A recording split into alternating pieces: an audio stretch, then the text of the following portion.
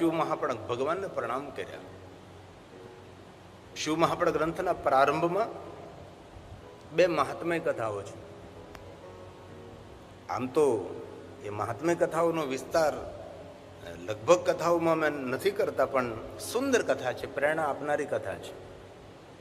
કોઈ પણ પુરાણ હોય તેના પ્રારંભમાં તેનું મહાત્મય ગાવામાં આવે છે. કથા સાંભળવાથી શું મળે, કથા સાંભળવાથી કેવું ફલ પ્રાપ્ત થાય, એનો મહાત્મય કહેવાય છે. અશ્વમેઘ સહસ્ત્રાણી વાજપે શતાની છે. કોઈ કરોડો કરોડો યજ્ઞ કરે અને જે પુણ્ય મળે છે એ પુણ્ય ભગવાનની કથા સાંભળવા માત્રથી પ્રાપ્ત થાય. અત્યાર સુધી એવું સાંભળ્યું નથી કે એ પૂજા કરવાથી કથા સાંભળવાનું ફળ મળે, કોઈ તીર્થયાત્રા કરવાથી કથા સાંભળવાનું પુણ્ય મળે, અથવા કોઈ યજ્ઞ કરવાથી કથા સાંભળવાનું પુણ્ય મળે. એવું હજી સુધી કોઈ પ્રધાન વક્તાઓના મુખેથી અથવા કોઈ વિદ્વાનોના મુખેથી શ્રવણ નથી કર્યું, પરંતુ અનેક વક્તાઓના મુખેથી, અનેક વિદ્વાનોના મુખેથી સાંભળ્યું છે કે કથા સાંભળવાથી દુનિયાના દરેક તીર્થયાત્રા કરવાનું ફળ પ્રાપ્ત થાય, પૂજા કરવાનું ફળ પ્રાપ્ત થાય, દાન કરવાનું ફળ પ્રાપ્ત થાય, યાત્રા કરવાનું ફળ પ્રાપ્ત થાય, કરોડો કરોડો યજ્ઞ કરવાનું પુણ્ય કથા શ્રવણ માત્રતા, ભગવાનની કથા સાંભળવા માત્રથી જ. અને આપણે અહીંયા 24 કલાક કથા સાંભળવી, આપણે તો 24 કલાકમાંથી 3 કલાક ને 1 કલાક બીજો ગણીએ, આપણે 4 કલાક. અને આપણે તો કેટલી દૂરથી યાત્રા કરીને આવ્યા છીએ. ગુજરાત અહીંથી કઈ નજદીક નથી. આટલું ગુજરાત પ્રાંત દૂર, કચ્છ પ્રદેશ, ત્યાંથી વિશેષ પ્રકારે આપણે કંઈક અર્જિત કરવા માટે, કંઈક મેળવવા માટે, કંઈક ગ્રહણ કરવા માટે આપણી ઉપસ્થિતિ છે. હજારો ને લાખો લોકો કથા સાંભળે છે, પણ કથા સાંભળ્યા પછી કથામાંથી કઈ વાત કોને સંગ્રહ કરી એ બહુ મહત્વનું છે. કથાની બધી જ વાતો આપણા માટે કદાચ યોગ્ય ન પણ હોઈ શકે, બધું અનુસરણ કરી પણ ન શકે, પણ કથાની કોઈ વાત તો એવી હોય છે કે આપણા માટે બહુ જ ઉપયોગી હોય છે. તો બહુ જ વિસ્તાર નહીં કરતા શિવ મહાપણ ગ્રંથની બે મહાત્મય કથાઓ છે. જલ્દી હું તમને કહેવાનો પ્રયાસ કરું અને બંને મહાત્મય કથાઓ કહી અને શિવ મહાપણ ગ્રંથની અંદર આપણે પ્રવેશ કરીએ. અને મહાદેવના માટે અનસુની વાત, અનકહી વાત આપણે કહેવાનો, સાંભળવાનો પ્રયાસ કરીએ છીએ. આસિત કિરાત નગરે, એક નગરમાં કિરાતો, અને કિરાતોના નગરમાં બ્રાહ્મણો જ્ઞાન દુર્બલ. એક બ્રાહ્મણ રહે છે ને બ્રાહ્મણ જ્ઞાનથી દુર્બલ છે. અને આપણે સૌ જાણીએ છીએ કે માણસની મોટામાં મોટી દુર્બલતા હોય તો અજ્ઞાનતા છે. ભલે આપણે એવું સમજતા હોય કે કોઈને પગ ન હોય દુર્બલ છે, કોઈને હાથ ન હોય એ પણ દુર્બલ છે, આંખ ન હોય એ પણ દુર્બલ છે, એ પણ આપણી માન્યતા છે ને. બાકી તો જેને પગ ન હોય મોટા મોટા ઓફિસર હોઈ શકે છે, હાથ નો એવા માણસો મોટા ઉદ્યોગ સંભાળતા હોય છે, આંખ નો હોય મોટા સંગીતકાર, મોટા ગાયક પણ હોઈ શકે છે. એટલે કોઈ દિવ્યાંગ હોય તેને દુર્બલ ન કહેવાય. इसलिए કહ્યું બ્રાહ્મણો જ્ઞાન દુર્બલ. અજ્ઞાનતા, સમજણનો અભાવ એ મોટામાં મોટી દુર્બલતા છે. ઘર હોય, પરિવાર, કોઈ સમાજ હોય, જ્યાં સમજણનો અભાવ હોય છે, સમાજનું સંગઠન ન હોય. સમાજનું સંગઠન ત્યારે જ થઈ શકે જ્યારે સમાજમાં સમજણ હોય છે. અને આપ સૌને ખૂબ હૃદયથી આદર ને બિરદાવું છું કે આજે આપ ગુજરાત અને કચ્છ પ્રાંત છોડીને હરિદ્વાર સુધી આપ કથાનું આયોજન કરી રહ્યા છો. અને એટલું દિવ્ય આયોજન કર્યું છે, તેનું પ્રતીક છે આપના સંગઠનનું. આ પ્રતીક શ્રી માળી સમાજ દ્વારા સંગઠનનું જ ફળ છે. જો આપણે સમાજમાં સંગઠિત ન હોય તો આવા ભવ્ય દિવ્ય કોઈ પણ કાર્ય ન કરી શકે. એટલું સુંદર તમે કાર્ય કર્યું છે તેનું કારણ એક જ, આ સમાજનું સંગઠન છે. અને સંગઠન બળ કળિયુગની અંદર શ્રેષ્ઠ છે. સંઘે શક્તિ એ કળિયુગનો એક પ્રભાવ છે. જેટલા સંગઠિત રહીએ એટલો સમાજનો ઉદ્ધાર થાય, સમાજનો વિકાસ થાય, સમાજનું સારું થાય. એવા ઘણા સમાજ મેં જોયા છે કે સમાજની અંદર એટલું સંગઠન હોય છે કે સમાજમાં કોઈ અંદરો અંદર ભાઈ કુટુંબ, ભાઈ ભાંડુમાં કોઈ તકરાર હોય તો એ કેસ પોલીસ સ્ટેશને પણ ન જાય અને કોર્ટ કચેરીમાં પણ ન જાય. એ સમાજના માણસો જ તેનો ઉકેલ કરતા હોય છે. સમાજની અંદર કાંઈ કલેશ હોય તો જો કોર્ટ કચેરીમાં જવું હોય તો માનસિક પણ માણસ ભાંગી પડે, આર્થિક પણ વ્યય થાય તેનો. તેથી સમાજનું સંગઠન હોય તો આર્થિક વ્યય પણ સચવાઈ જાય અને માનસિક સકડામણ પણ માણસથી દૂર થાય. તેથી ઘણા સમાજમાં એવા જોયા છે કે સમાજનું એટલું મોટું મજબૂત સંગઠન હોય છે કે સમાજમાં કોઈ પણ પ્રકારની તકલીફો હોય, કોઈની બેન દીકરી આવતી ન હોય, જતી ન હોય, કોઈના ઘરમાં બે ભાઈઓ હોય છે, કાકા ભત્રીજા વચ્ચે કોઈ પણ તકરાર હોય, સમાજના જે 5 ડાયા માણસ હોય તેનો ઉકેલ કરતા હોય, જેને માન્ય રાખવામાં આવતો હોય છે. દાખલા તરીકે યાદ કરું, આપણા પ્રથમ જ્યોતિર્લિંગ સોમનાથ મહાદેવના સાનિધ્યમાં જયારે હું કથા કરવા ગયો હતો ત્યારે વિશેષ પ્રકારે મારે ખારવા સમાજમાં જવાનું થયું. એ ખારવા સમાજની સ્પેશિયલ કોર્ટ, પોતાની જ અદાલત. ખારવા સમાજનો કોઈ પણ માણસ કોઈ પણ જગ્યાએ પોલીસ સ્ટેશન કોર્ટ કચેરીમાં જવું ન પડે. એ સમાજના માણસો જ તેની રક્ષા કરે અને સમાજના માણસો તેને સાચવી લે. તેથી શ્રી માળી સમાજને ખૂબ ખૂબ હૃદયથી બિરદાવું છું, ખૂબ હૃદયથી આદર આપું છું સમાજના અગ્રણીઓને કે આ તમારા સમાજનું સંગઠનનું ફળ છે. અને જેટલા સંગઠિત રહેશો અને જેટલા સમજી વિચારીને રહેશો એટલો સમાજનો વિકાસ થશે. અને સમાજના વિકાસ સાથે જ આપણો વિકાસ જોડાયેલો છે. આપણા એકલાનો વિકાસ એ સમાજનો વિકાસ જરૂરી છે, પણ જેટલો સમાજનો વિકાસ એટલો જ આપણો વિકાસ થતો હોય છે.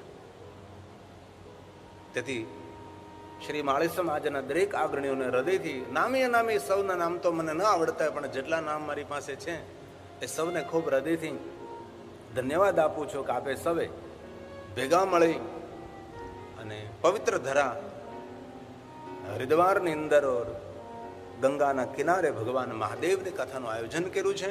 આ છે સમજણનો એક પ્રભાવ. તેથી કહ્યું બ્રાહ્મણો જ્ઞાન દુર્બલ, દરિદ્રો રસ વિક્રેતા. જ્ઞાનથી દુર્બલ હતો એટલે જ્ઞાનથી દુર્બલ માણસોને સારું કામ ન સૂજે. દરિદ્ર હતો રસ વિક્રેતા, રસનો વેપારી. રસનો વેપારી એટલે મદિરાનો વેપાર કરતો હતો.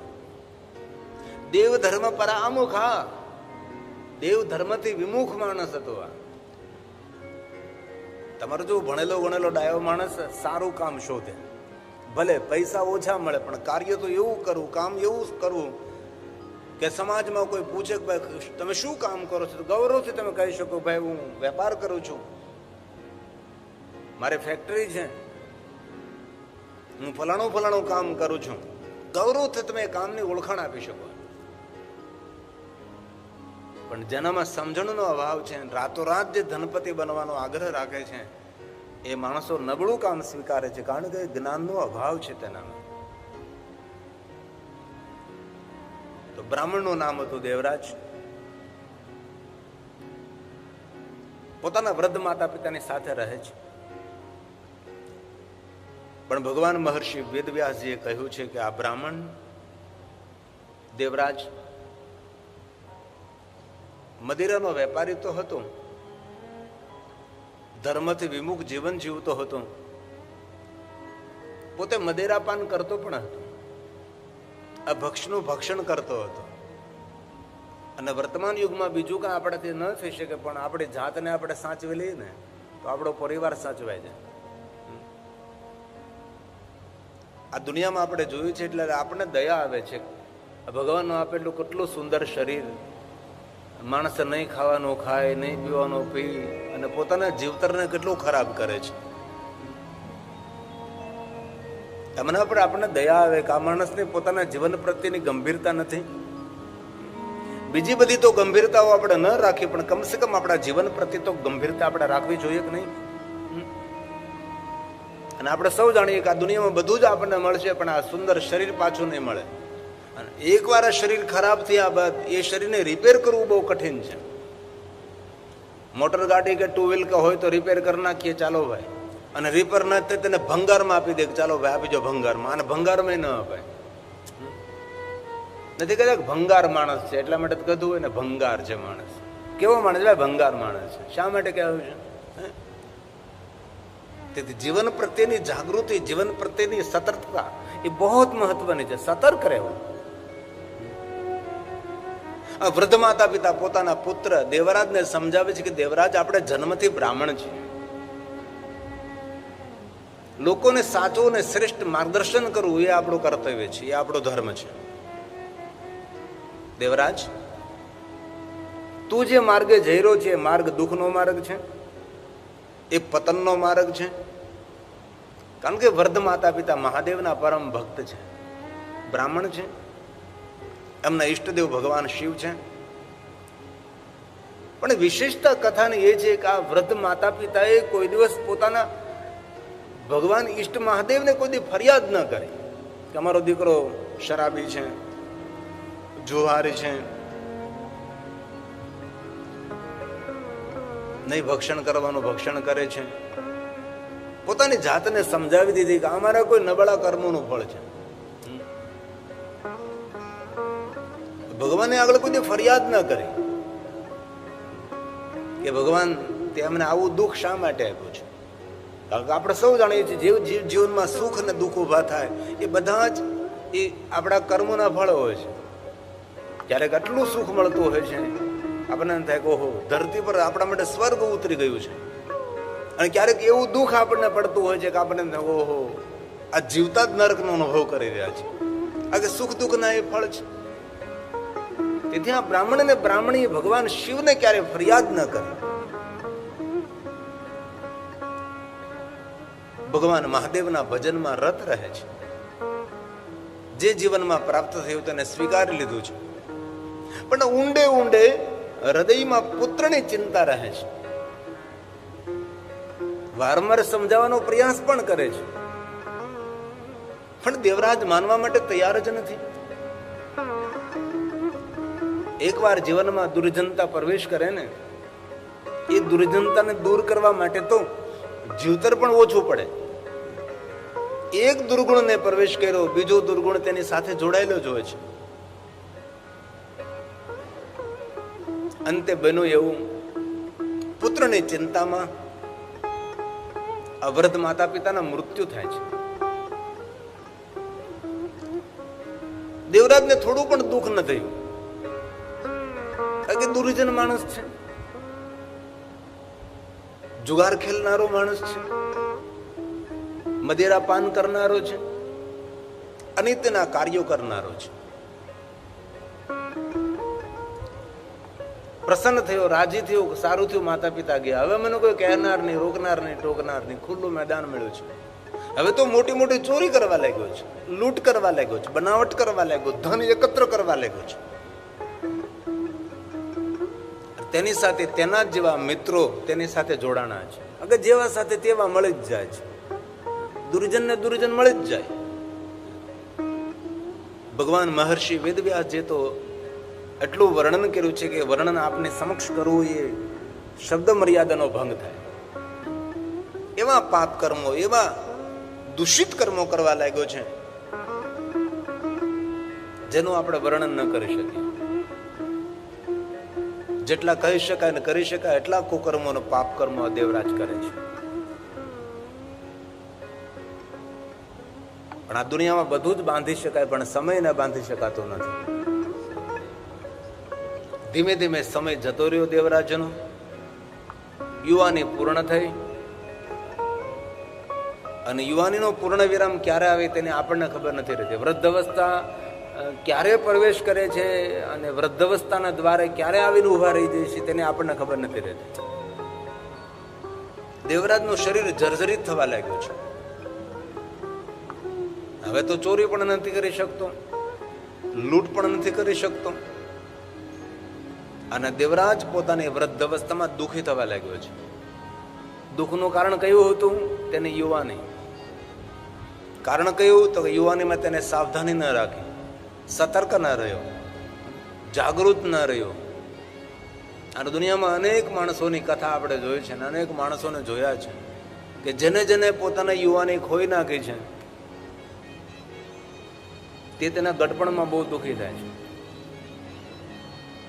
ગડપણને, વૃદ્ધ અવસ્થાને સુધારવા માટે યુવાની સુવર્ણ કાળ છે. એ વાતથી આપણે સૌ અજાણ નથી. હવે તેના મિત્રો તો ઘણા હતા વાહ વાહ કરનારા, ખુશામત કરનારા.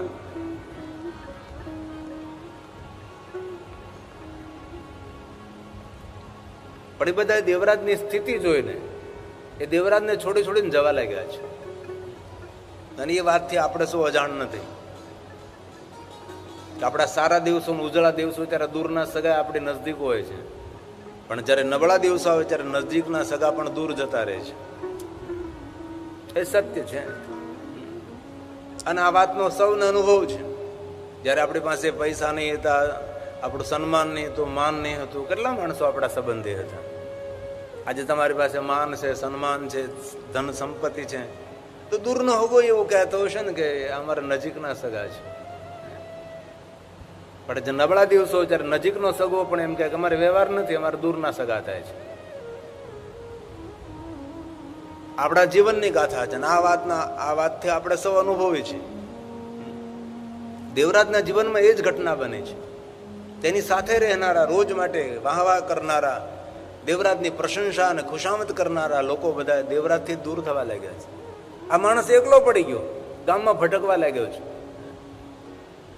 ભાઈ કોઈ મને ભોજન આપો, કોઈ મને પાણી આપો. ભોજન પાણીની ક્યાં વાત કરે, લોકો ધક્કા મારીને તેને દૂર. આ તો ચોર છે. લોકો અપમાન કરવા લાગ્યા છે. શરીર વૃદ્ધ થયું, ભૂખ તરસની પીડા. માંસાહાર કરનારો વ્યક્તિ હતો, મદિરાપાન કરનારો માણસ હતો. શરીર રોગથી ખરડા ગયું છે. જર્જરિત શરીર, ચહેરો ખરડાઈ ગયો, વાળ વિખાઈ ગયા, પગ તરડી ગયા, કપડાં ફાટી ગયા. એ ગાંડો માણસ, એક પાગલ માણસ હોય તેવું રૂપ અને રંગ આ દેવરાજના થયા છે.